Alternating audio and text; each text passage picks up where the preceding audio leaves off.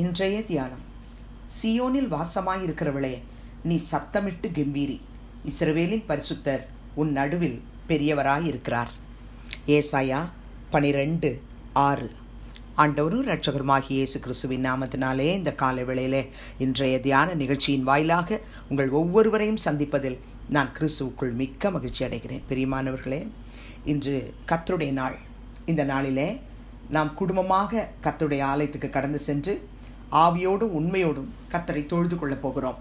அதற்கு முன்பதாக, கர்த்தாவே, சீயோனில் வாசமாயிருக்கிற நாங்கள் எல்லோரும் தேவாலயத்துக்கு கடந்து செல்லும் பொழுது நாங்கள் உம்மை முழு உள்ளத்தோடு, முழு ஆத்மாவோடு, முழு பலத்தோடு பாடி துதிக்க வேண்டும் அப்பா, ஆராதிக்க வேண்டும் அப்பா, நாங்கள் விண்ணப்பம் செய்ய வேண்டும் அப்பா.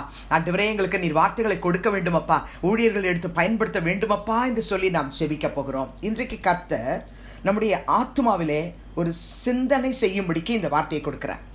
சீயோனில் வாசமாய் இருக்கிறவளே, நீ சத்தமிட்டு கம்பீரிக்க வேண்டும் என்று. நம்ம மௌனமாக பாடினா கேட்க மாட்டாரா?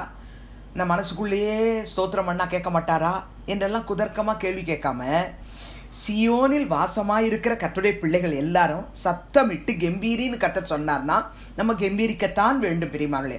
ஏனென்றால் இஸ்ரவேலின் பரிசுத்தர் நம் நடுவில் பெரியவராய் இருக்கிறார். பிரியமானவர்களே, செப்பனியா எழுதும்பொழுது எழுதுகிறார் 3:14 சீயோன் குமாரத்தியே கம்பீரித்து பாடு, இஸ்ரவேலரே ஆர்ப்பரியுங்கள், எருசலேம் குமாரத்தியே நீ முழு இருதயத்தோடு மகிழ்ந்து களிக்கூறு.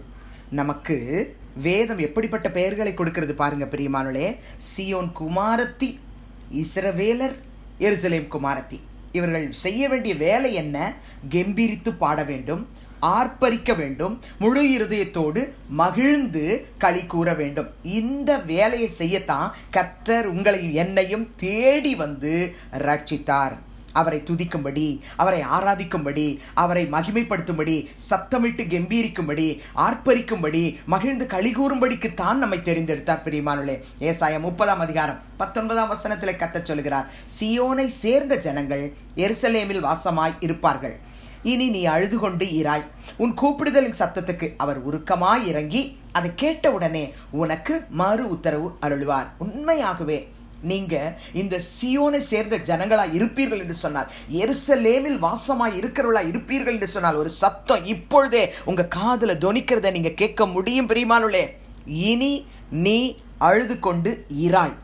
உன் கூப்பிடுதலின் சத்தத்துக்கு நான் உருக்கமாய் இறங்குவேன்.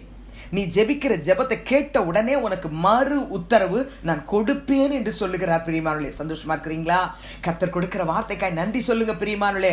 ஏசாயா 33:24 கர்த்தர் சொல்லுகிறார், வியாதிப்பட்டிருக்கிறேன் என்று நகரவாசிகள் சொல்லுகிறதில்லை, அதில் வாசமாய் இருக்கிற ஜனத்தின் அக்கிரமம் மன்னிக்கப்பட்டிருக்கும். சீயோனில் வாசம் பண்ணுகிற எருசலேம் குமாரத்தியே, ஆவிக்குரிய இஸ்ரவேல் மனவாட்டியே, உனக்கு வியாதி வந்திருந்தாலும் கூட அந்த வியாதியிலிருந்து பரிபூர்ண விடுதலையை கொடுத்து, அந்த வியாதி ஒருவேளை உன் பாவத்தினால், சாபத்தினால், அக்கிரமத்தினால், பிசாசின் கிரியைகளினால், மந்திர பில்லிசூனிய கட்டுகளினால் வந்திருக்கும் என்று சொன்னாலும் கூட கர்த்தர் அதிலிருந்து உனக்கு விடுதலையை கொடுப்பார். வியாதியினால் வந்திருக்கும் என்று சொன்னால் உன் பாவத்தை மன்னிக்கிறவராய் சீயோனில் வாசமாயிருக்கிற பெரியவர் இன்றைக்கு வெளிப்படுவார். பிரியமானவர்களே, சங்கீதக்காரனாகிய தாவீது சங்கீதம் 9:11 சீயோனில் வாசமாய் இருக்கிற கர்த்தரை கீர்த்தனம் பண்ணி அவர் செய்கைகளை ஜனங்களுக்குள்ளே அறிவியுங்கள் என்று சொல்கிறார். பாடுறது, துதிக்கிறது, ஆர்ப்பரிக்கிறது, மகிழ்ந்து கழிக்கிறது, இது நம்ம செய்வோம்.